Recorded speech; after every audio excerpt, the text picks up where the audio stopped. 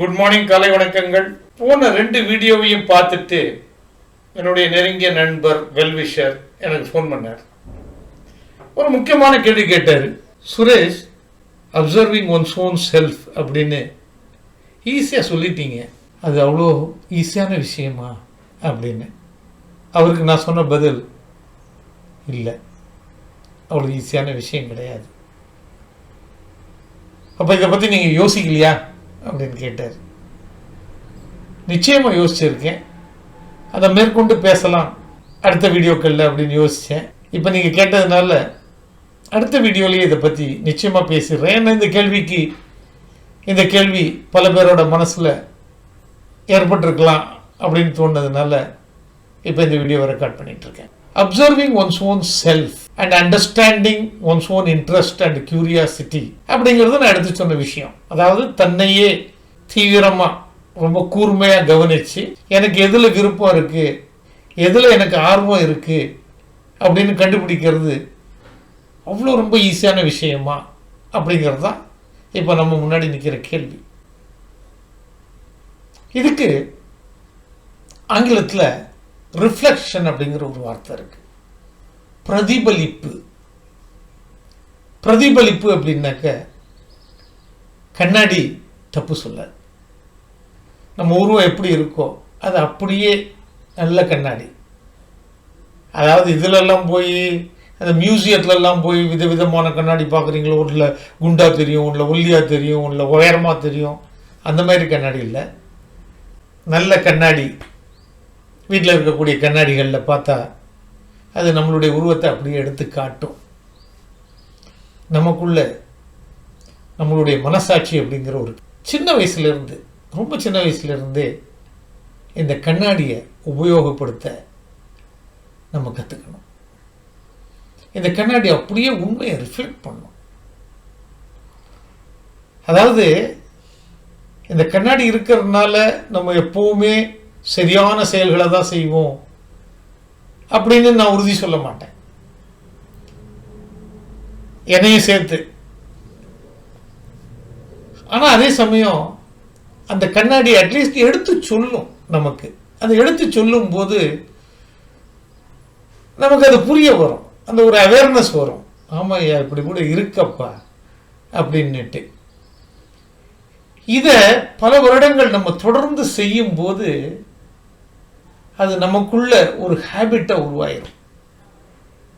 எந்த ஒரு செயல் செஞ்சாலுமே, எந்த ஒரு சூழ்நிலையிலும், எந்த ஒரு நிகழ்ச்சி நடக்கும் போதும் அதில் நம்மளும் இருந்தா, நீங்களும் இருந்தா, உங்களுடைய செயல் என்ன மாதிரி இருந்துச்சு, அந்த செயல் எப்படி செஞ்சீங்க, ஏன் அப்படி செஞ்சீங்க, அந்த செயலுக்கு பின்னாடி உங்களுடைய உணர்வுகளும் உங்களுடைய எண்ணங்களும் என்னவா இருந்துச்சு அப்படின்னு யோசிக்கும் போது இந்த ரிஃப்ளெக்ஷன் அப்படிங்கிற வார்த்தையோட அர்த்தம் முழுவதுமா புரியும். அந்த ரிஃப்ளெக்ஷனை அந்தந்த இடத்துலயே அப்பப்போவே செய்யணும்னு அவசியம் கிடையாது. பல நேரங்களில் அதை செய்யவும் முடியாது.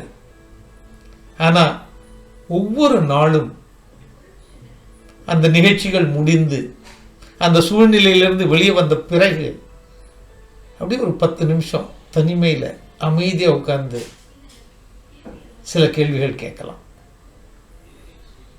எங்க, எப்போ. ஃபர்ஸ்ட் 2 கேள்விகள் தெரிந்த பதில். எங்க, எப்போ.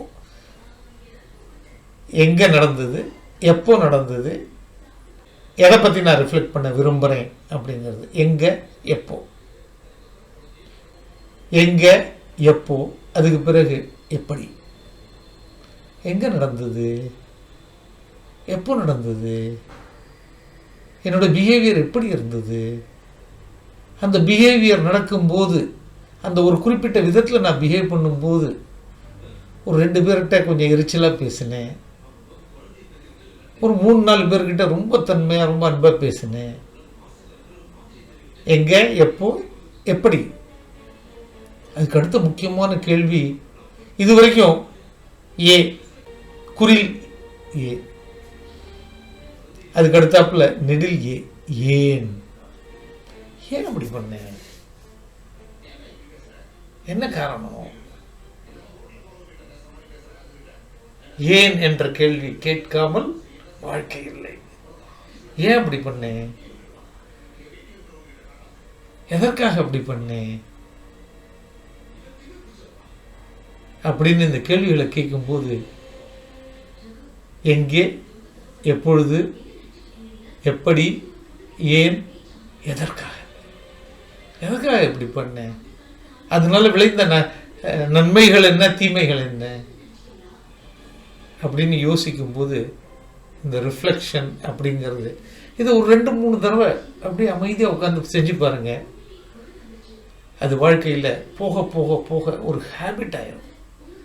அந்த ஹேபிட் ஆகும்போது நம்மளுடைய உண்மை உருவம், அதாவது நம்மளுடைய மனசு, நம்மளுடைய மூளை, மனசுன்னு சொல்லும்போது உணர்வுகள், மூளைன்னு சொல்லும்போது எண்ணங்கள் எதுவாக இருந்தன, ஏன் அப்படி இருந்தன, எப்படி இருந்தால் இன்னும் சிறப்பாக இருந்திருக்கும், என்னுடைய வாழ்க்கைக்கு வளர்ச்சிக்கு உதவும் அப்படின்னு யோசிக்கும் போது உங்களுடைய இன்ட்ரெஸ்ட், உங்களுடைய கியூரியாசிட்டி எல்லாம் ரொம்ப ஃபோக்கஸ்டாக, ரொம்ப ஒருமனப்படுத்தி ஒரு குறிப்பிட்ட திசையை நோக்கி போக ஆரம்பிக்கும்.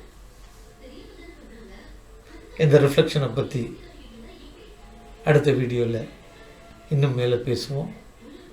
ஒவ்வொரு ஸ்டெப்பாக நீங்கள் கேள்வி கேட்கலாம். அதனால தான் என்னோடய வீடியோவில் இதில் பார்த்தீங்கனாலும் சப்ஸ்கிரைப், ஷேர், லைக் அப்படின்லாம் நான் சொல்கிறதும் கிடையாது, போடுறதும் கிடையாது. அதை விட முக்கியமாக உங்களுடைய ஃபீட்பேக்கும் உங்களுடைய கேள்விகளும் எனக்கு மிக மிக முக்கியம். நன்றி.